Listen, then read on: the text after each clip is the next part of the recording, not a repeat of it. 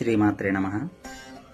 అయితే ముఖ్యంగా దేవీ నవరాత్రుల గురించి తెలుసుకుంటున్నాం కదండి.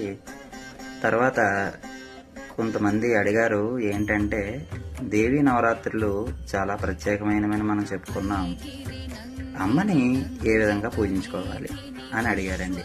మరి అమ్మని మన శక్తి మేరకు పూజించుకోవాలి. మన దగ్గర ఏముంటే అవే పెట్టి అమ్మని ఆరాధన చేసుకోవాలండి. ఎక్కువగా మనం హెచ్చుకు వెళ్ళకూడదు. ఎందుకంటే దేవికి భక్తి ముఖ్యం, భక్తి ప్రధానంగా ఉండాలి తప్ప మనం చేసే అలంకారాలు కానీ నైవేద్యాలు కానీ ఆవిడికి ప్రీతి కాదండి.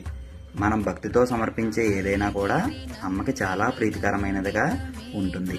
అందుకు ప్రతి ఒక్క మహిళామణులు కానివ్వండి, అదేవిధంగా అందరూ కూడా అమ్మని భక్తిగా ఆరాధించండి.